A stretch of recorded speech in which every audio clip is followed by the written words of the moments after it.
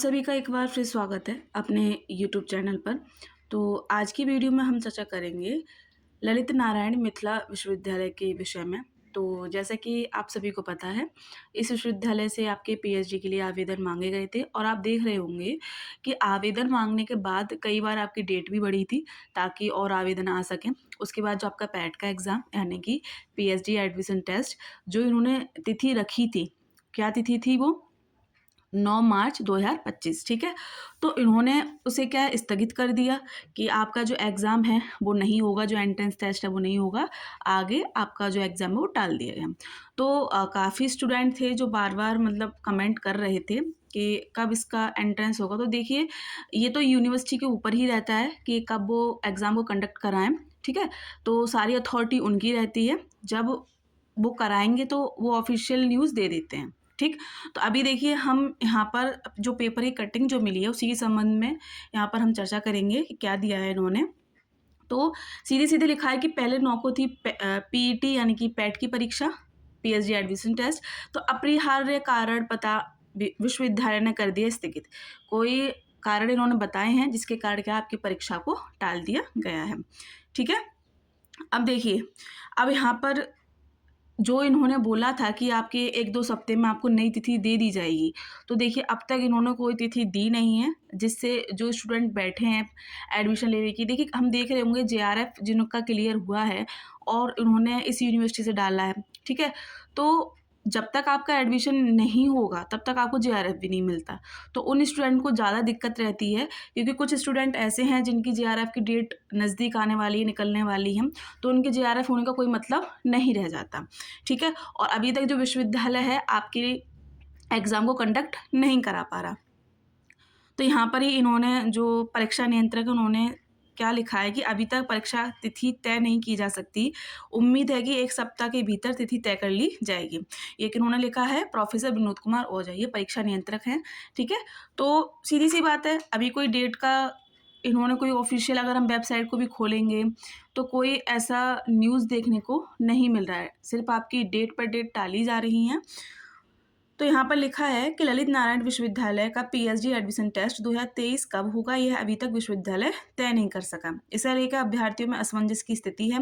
बता दें कि ललित नारायण विश्वविद्यालय में पहले 9 मार्च को पैट होने वाला था, लेकिन आयोजन से करीब 1 सप्ताह पूर्व विश्वविद्यालय ने अपरिहार्य कारणों का हवाला देते हुए अगले आदेश तक के लिए परीक्षा स्थगित कर दी थी। जैसा कि हमने अभी आपको बताया, उस समय कहा गया था कि फिलहाल आयोजन की तिथि निर्धारित नहीं की गई है, तिथि की जानकारी बाद में दे दी जाएगी। विश्वविद्यालय की ओर से इससे संबंधित आदेश करीब 2 सप्ताह पहले जारी किया गया था।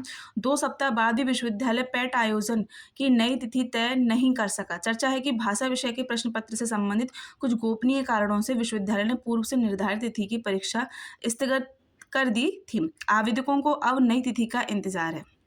तो जितने भी स्टूडेंट हैं जिन्होंने फॉर्म भरे हैं, तो अब उन्हें यही है कि जो एंट्रेंस देंगे, ठीक है, तो उनको तो सीधा यही है कि कब उनका एंट्रेंस होगा, ठीक है। अब देखिए, जब आपका एंट्रेंस होगा, अब आपका इंटरव्यू भी है, तो इंटरव्यू में देखिए वो स्टूडेंट डायरेक्ट जाएंगे जिनका नेट है, जेआरएफ है। तो जब तक आपका पहला चरण ही नहीं होगा, एंट्रेंस माध्यम से जो स्टूडेंट आएंगे, जब वो ही इनका क्लियर नहीं होगा तो साक्षात्कार तो फिर और डिले होगा, है ना। तो यही तो बात हो रही है कि जो जिनका जेआरएफ है, जिनको ज़रूरत है पीएचडी की, जिनको ज़रूरत है फेलोशिप की, तो उन्हें नहीं मिलेगी जब तक उनका एडमिशन नहीं हो जाता। अब देखिए, हालांकि इस पर हमने आपको पूरी वीडियो बनाकर दी थी, किस किस सब्जेक्ट में कितनी कितनी एक तरह से कहीं आवेदन आए हैं। तो देखिए, वनस्पति विज्ञान में कितनी रिक्तियाँ थी, 16 थी। आवेदन कितने आए हैं, 97 आए हैं।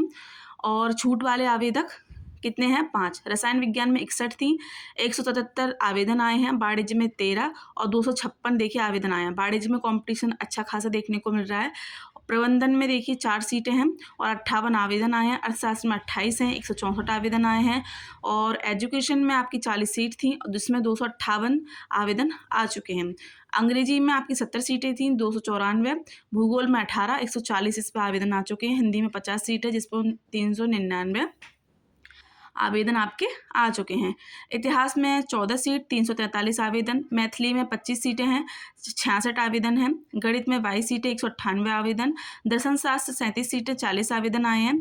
इसमें कोई कॉम्पिटिशन इतना देखने को नहीं मिल रहा, ठीक है। भौतिकी में देखिए 15 सीटें हैं, जिसमें आपको 157 आवेदन आए हैं। राजनीति विज्ञान में 28, 255 आवेदन, मनोविज्ञान में 46 सीटें, 334 आवेदन, संस्कृत में 18 सीटें, 37 आवेदन, समाजशास्त्र में 15 सीटें हैं, 173 आवेदन आए हैं, और उर्दू भाषा में देखिए आपकी 24 सीटें हैं, जिसमें सिर्फ कितना है 62 आवेदन आए हैं। जंतु विज्ञान में 38 सीटें हैं, 304 आवेदन आए हैं। गृह विज्ञान में 9 सीटें हैं और इस पर कितने आवेदन आए हैं आपको, आपके 114। संगीत में 19 सीटें हैं और कितने आवेदन आए हैं 44। अब देखिए छूट वाले आवेदक से क्या तात्पर्य है कि जो एग्जाम्प्टेड कैटेगरी में आ रहे हैं, ठीक है, जो एंट्रेंस से मुक्त हैं, तो वो छूट के अब जो आवेदन माने जाएंगे। तो देखिए 182 सीट को 3456 परीक्षार्थी देंगे। पैट की परीक्षा जो आपकी 182 सीट है उस पर कितने स्टूडेंट देंगे आपकी पैट की परीक्षा 3456, ठीक है। प्राप्त जानकारी के अनुसार 22 विषयों में 610 रिक्ति के विरुद्ध विलंब शुल्क के साथ कुल 3974 आवेदन विश्वविद्यालय को मिला है। पैट के कुल 3974 आवेदकों में से परीक्षा में सिर्फ 3456 परीक्षार्थी शामिल होंगे। पैट से कुल 428 आवेदकों को छूट दी गई है। इसमें यूजीसी नेट, ICAR, पैट 2022-21 उत्तीर्ण तथा सेवा संपुष्ट शिक्षा कर्मी सहित अन्य शामिल है। देखिए जो इन्होंने आवेदन दिखाए हैं, ठीक है, सीटें दिखाई हैं, और छूट वाले आवेदक जो सीधी बात ये थी एग्जाम्प्टेड कैटेगरी, तो एग्जाम्प्टेड कैटेगरी में इन्होंने नेट JRF को तो रखा ही है, साथ में ही उन स्टूडेंट को भी रखा है जिन्होंने 21-22 का एंट्रेंस क्लियर किया था, तो वो भी इसमें आएंगे, ठीक है। उनका डायरेक्ट इंटरव्यू होगा और वो स्टूडेंट भी हैं इसमें जो असिस्टेंट प्रोफेसर हैं या जो इस विश्वविद्यालय में कार्यरत हैं, ठीक है। देखा जाए तो 22 विषयों में निर्धारित 610 सीट में परीक्षा छूट वाले 428 आवेदकों को अलग कर दिया जाए तो मात्र 182 सीट के लिए 3456 परीक्षार्थी पैट में शामिल होंगे। इस तरह औसतन एक सीट के विरुद्ध में 9 परीक्षार्थी होंगे, मतलब एक सीट पर 19 जो स्टूडेंट होंगे वो फाइट करेंगे। तो देखिए आप देख रहे होंगे, आप अगर हम बिहार साइड की यूनिवर्सिटीज़ की बात करें तो इन्होंने एक नया एक तरह से कहें कि अगर कोई स्टूडेंट, एक तरफ तो डेट बढ़ा रहे हैं कि आप की जो नई डेट है एप्लीकेशन फॉर्म की वो ये है, उसके बाद आप देख रहे होंगे कोई स्टूडेंट जैसे टेक्निकल इशू हो जाता है या फिर कह लें किसी को पता नहीं होता है, तो अगर डेट्स बढ़ गई है तो ये क्या है विलम्ब शुल्क ले रहे हैं 500 रुपये। तो आप देख सकते हैं एक तरह से एक धंधा ही है कि स्टूडेंट से कैसे रुपए खींचे जाएँ, ठीक है। इसका कोई औचित्य नहीं है। जब आप टाइम पर चीज़ें नहीं करा पा रहे हैं तो नुकसान किसका है, नुकसान तो हम सभी का ही है ना। तो ये सारी चीज़ें हैं। अब जो महत्वपूर्ण है, देखिए डेट कब आएगी इसका निर्धारण यूनिवर्सिटीज़ करेगी, ठीक है, कि यूनिवर्सिटी के जो सदस्य हैं, जो परीक्षा नियंत्रक हैं, वो इसका ऑफिशियल जब नोटिस निकलेगा आपको सबको पता चल जाएगा। बाकी हम चैनल पर आपको वीडियो प्रोवाइड करा देंगे, ठीक। फिर भी आप लोग देखिए वेबसाइट को चेक करते रहा कीजिए, जिस यूनिवर्सिटी से आपने डाला है अपने PhD के लिए या फिर कोई भी एग्ज़ाम हो, ठीक है। कभी कभी ऐसा होता है हम वीडियो नहीं बना पाते, टेक्निकल इशू हो जाते हैं, ठीक है, ताकि आपको जानकारी समय पर मिलती रहे। अब देखिए जो महत्वपूर्ण बात है, जो आपका पैट का एग्ज़ाम है, PhD एडमिशन टेस्ट है, तो उसमें देखिए दो पेपर होने हैं, ठीक है। तो 2 पेपर होने हैं, तो 2 पेपर में हमने बताया है आपको, इस पर वीडियो हमने बनाई थी जब सीटें निकली थी यहाँ से एप्लीकेशन फॉर्म के लिए। तो आपका जो फर्स्ट पेपर होगा उसमें क्या है आपकी रिसर्च मैथोलॉजी पूछी जाएगी और साथ में ही क्या है जो सेकंड पेपर है वो आपके सब्जेक्ट पर आधारित होगा, ठीक है।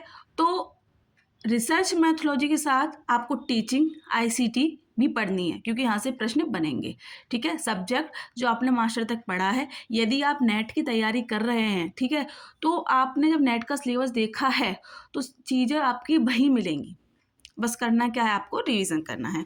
तो पैट में दोनों पत्रों की परीक्षा होगी, परीक्षा OMR सीट पर होगी, ठीक है। तो आपके ऑब्जेक्टिव प्रश्न इसमें आएंगे। दोनों पत्रों की परीक्षा में छात्रों को 50-50 प्रश्नों का जवाब देना होगा। प्रत्येक प्रश्न 2-2 अंक के होंगे, मतलब 100 नंबर का एक पेपर होगा आपका, ठीक है। तो परीक्षा में नेगेटिव मार्किंग नहीं है, तो अच्छा है। अगर आप देखिए नेगेटिव मार्किंग होती है तो एक ये होता है कि आपके क्वेश्चंस जो सही हैं उनमें से एक ना एक कटेगा जरूर, ठीक है। लेकिन नहीं है तो देखिए आपको सारे क्वेश्चन अटेम्प्ट करने हैं, ठीक है। तो प्रथम पत्र में प्रश्न qualitative teaching and research aptitude से तथा दूसरे पत्र में PG कोर्स से संबंधित विषय होंगे। उत्तीर्णता के लिए दोनों पत्र मिलाकर अनारक्षित कोटि को 100 एवं आरक्षित को 90 अंक लाना होगा। समझ रहे हैं? यानी कि दोनों प्रश्न पत्र को मिलाकर जो जनरल कैटेगरी के स्टूडेंट हैं तो उनको 100 अंक का लाना आवश्यक है, और जो आरक्षित हैं यानी कि तो उनको कितने अंक लाने हैं? 90। दोनों प्रश्न पत्र की बात हो रही है, यहाँ पे ये ध्यान रखेंगे 100-100 नंबर के आपके प्रश्न पत्र रहेंगे। पहला प्रश्न पत्र 100 नंबर का और दूसरा प्रश्न पत्र भी 100 नंबर का। तो आपको टीचिंग रिसर्च आपको पढ़ के जानी है, साथ में देखिए आईसीटी भी देख लेनी है। अब बात करें कुछ स्टूडेंट ऐसे हैं जिनको रिसर्च मैथोलॉजी के प्रश्न देखने हैं। तो देखिए अगर आप अंग्रेजी माध्यम के हैं तो सर ने आपको रिसर्च मैथोलॉजी के संबंध में जो महत्वपूर्ण प्रश्न है जो आप देख सकते हैं, जो यूनिवर्सिटी एंट्रेंस लेती हैं, चाहे यूपी साइड की जितनी भी यूनिवर्सिटीज़ हों, ठीक है, अच्छी खासी यूनिवर्सिटी हैं, तो वहाँ पर जो जो प्रश्न आए हैं उनको कलेक्ट किया गया है। साथ में ही जिनकी संभावना एग्ज़ाम में आने की है तो उन प्रश्नों को भी उसमें रखा गया है। तो उन क्लास से ऐसे काफ़ी स्टूडेंट हैं जिनका एक तरह से कहें काफ़ी फ़ायदा हुआ है, तो आप उन क्लासेस को देखिए, ठीक है, आपको पैटर्न पता चल जाएगा। दूसरी बात सबसे महत्वपूर्ण ये है आप किसी भी यूनिवर्सिटी में जब एंट्रेंस देने जाते हैं तो कोशिश ये कीजिए कि प्रीवियस ईयर में कैसा पैटर्न रहा था, ठीक, तो उसको पढ़ के जाइए, साथ में आप क्लासेस देखिए। और अगर आप हिंदी माध्यम से, तो हिंदी माध्यम में भी हमने आपको क्लास प्रोवाइड कराई है। आप रिसर्च को पढ़िए, टीचिंग को भी देखना है आपको, आईसीटी को भी देखना है। आईसीटी पर अभी फ़िलहाल में कुछ ही टाइम पहले आपको पूरी क्लास कराई गई हैं, तो एक नज़र आप उनको भी देख के जाइए, प्रश्न वहाँ से आपको देखने को मिलेंगे। सब्जेक्ट का ये है कि आपने सब्जेक्ट में मास्टर की है तो नॉलेज आपको अच्छी खासी होगी, ठीक है, तो बस उनका आपको रिवीजन करना है। वही बात है कि आपको प्रीवियस ईयर प्रश्न पत्र भी देखने हैं, ठीक है, इससे आपको देखिए काफ़ी अच्छा खासा अंदाज़ा हो सकता है कि कैसा पैटर्न रहा है और क्या क्या चीज़ें आने को मिलेंगी, ठीक। अब देख लेते हैं कुछ महत्वपूर्ण बिंदु कि 7 विषयों में रिक्ति नहीं पर शामिल होंगे छात्र, यानी कि 7 ही पैट के 7 विषय ऐसे हैं जिसमें जितनी रिक्तियां जारी की गई हैं उससे अधिक परीक्षा से छूट वाले आवेदक हैं। इसमें वाणिज्य शिक्षा, भूगोल, हिंदी, इतिहास, राजनीति विज्ञान एवं समाजशास्त्र विषय शामिल हैं। बताया जाता है कि इन विषयों में परीक्षा में शामिल होने के बावजूद अभ्यर्थी लाभ नहीं मिलेगा। तो ये जो नोटिस है मिथिला विश्वविद्यालय से है, वही डेट अभी भी इन्होंने नहीं बताई है, सिर्फ एक मोटा सा अंदाज़ा इन्होंने दे दिया है कि दे देंगे तिथि। हालांकि काफ़ी टाइम इस पर निकल चुका है। अब देखते हैं कितने समय में आपकी डेट आएगी। तो आपको करना क्या है, आप ऑफिशियल वेबसाइट चेक करते रहिए, ठीक है, ताकि जब जानकारी प्राप्त हो, और देखिए अपना रिविज़न आपको नहीं छोड़ना है। जो मास्टर करके जो स्टूडेंट फॉर्म भर रहे हैं, ठीक है, तो वो अच्छा खासा स्कोर कीजिए, क्योंकि आपके जो चांसेस रहेंगे सीटें 50-50 उसमें बढ़ती हैं, 50-50 रहता है, ठीक है, 50% स्टूडेंट लिए जाएंगे आपके एंट्रेंस से, 50% लिए जाते हैं आपके एग्जाम्प्टेड कैटेगरी से।